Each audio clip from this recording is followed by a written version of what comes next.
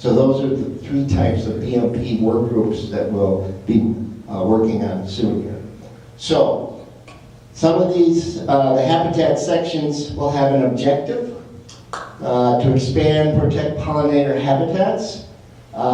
These are some examples, selecting, growing more pollinator plants, providing nesting, minimizing the impacts of mowing and other management practices, and diversifying the different plant species.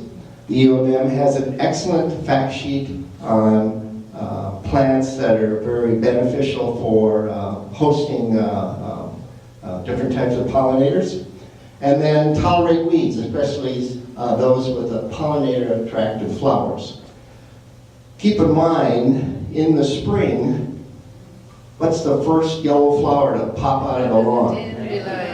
And who wants to visit it? Bees. Yes, a lot of overwintering bees, bumblebees. That's their first source of food. Okay, so this concept that the general public has to approach is recognizing the importance of pollinators all across the state, but also to have them seriously consider changing some of their behavior. I'll give you a question. Who is going to change their behavior? Insects or humans, as it is related to improving pollinator habitat? It's a difficult question for some folks. I know the insects aren't going to change their behavior. Okay. They've been following that same behavior for thousands of years. So humans have to think about modifying some of their practices. Okay. This is released by the EPA. There's a pesticide use section referring to the BMPs and to protecting the pollinators from pesticide. New labels, foliar labels, will have a mandatory EPA-led restrictions on there with the bee icon, as you can see here. Some of these voluntary practices would be to follow IPM, use of selective herbicides, fungicides, drift reduction, application timing, okay, knowing the activity of bees, trying to minimize any application when the bees are very active. Communication is very important in rural areas where there's honeybee operations as well as modern agriculture, and also in the metro area as well. And then rotation from the different pesticide chemistries to prevent any type of problems there as well. Okay, so the Pollinator BMP Work Groups, our first meetings are coming up here in late February, early March. There's a diverse representation on there. Some of them that are participating in these 3 BMP work groups are in the audience tonight. I know there's folks from Soil Water Conservation District, different non-profit organizations, Isaac Walton League, Nature Conservancy, Minnesota Hort Society, Superintendents of the Gulf Course Association, Farmers Union, Corn Growers Association, Rights of Way, Aerial Applicator Representation. There's quite a Minnesota County Ag Inspectors, Minnesota Association of Township Officers. So the breadth and depth of the participants on these different work groups is reached far and wide across the state. So there's going to be very diverse, robust, challenging work for all of them as we move forward in developing these BMP for these 3 different work groups.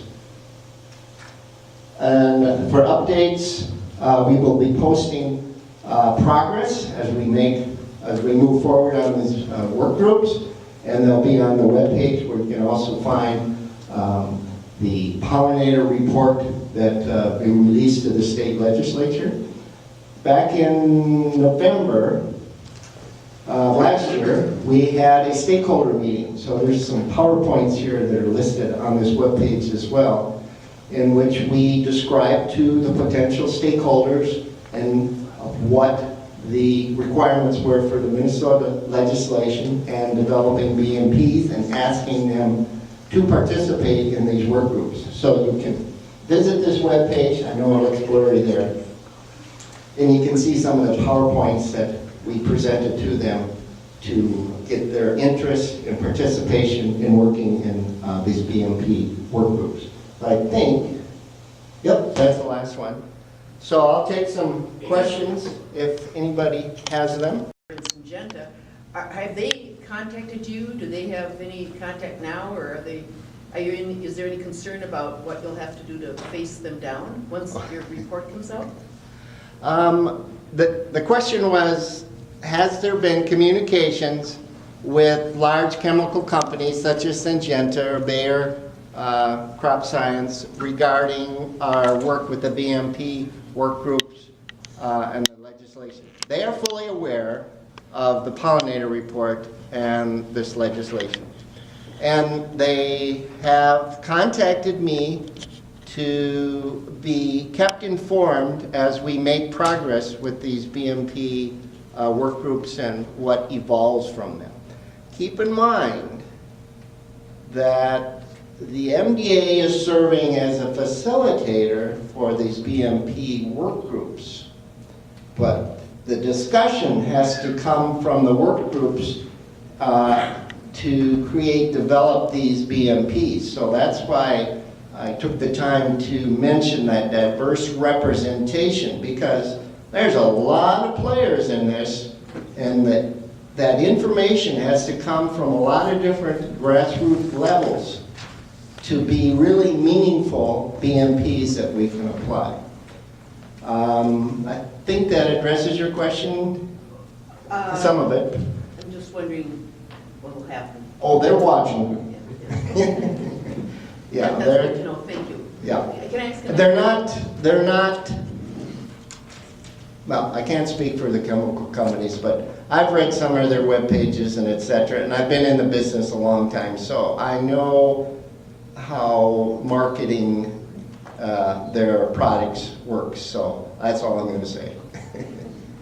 One more and then I'll go to the next person behind me. With that B label that the EPA puts out, is that mandatory that they put a little extra sticker on their stuff? And when does that take place? Is it going to be happening this spring when people go to buy, pesticides or whatever? That'll be on new labels, okay? Yeah. So I don't know about home products. Should be.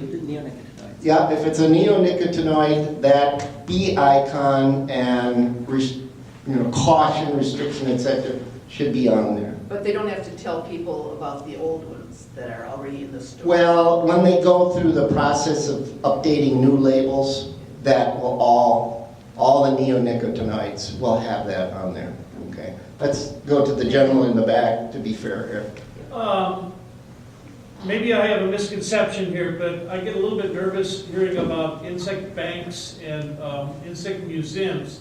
And it sounds to me sort of like Jurassic Park, where there's DNA being preserved while the rest of the species get eliminated. And it seems like maybe the sort of emphasis is go ahead and treat all of our corn and soybean seeds with metacloprid, and then we'll save some DNA in a big frozen refrigerator someplace.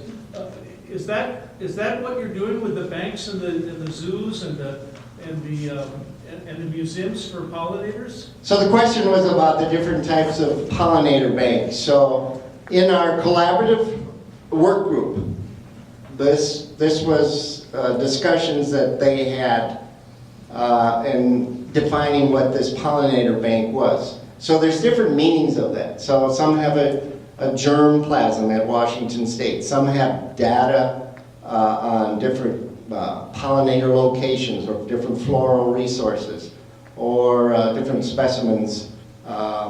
Or there's the University of Minnesota, and also Minnesota State has different collections of different data and different species, okay? So that's what is meant by the pollinator bank. So we're looking at an ecological bank because in the environment, the diversity of the native pollinators is robust, question mark. Quantity, we're lacking some of that information as Bob mentioned, so they're looking at what types of numbers for this diverse, robust type of native pollinators are out there, okay? So with the corn growers, they gotta, that's, first of all, corn growers don't have any choice, do they? I'm not sure I understand what you mean. There's 90% of the corn, commercial corn, exclude organic. It's seed treated with neonics. And there's no choice in that? You're a farmer, you buy it, or go somewhere else. So that's a problem right there. But it is a problem that you actually, That's industry. That's industry. That's but you regulate that industry, isn't that correct? not. That's something that they sell to the. We register the products that are used within the state. Well, maybe I'm confused, but couldn't you just say, like, forget the systemic insecticides? Wouldn't you have the legal power to do that? No, that would come from EPA. It has to be national. Yeah, That's interesting. yeah. Oh, that's. I'll be here, so I can answer more questions.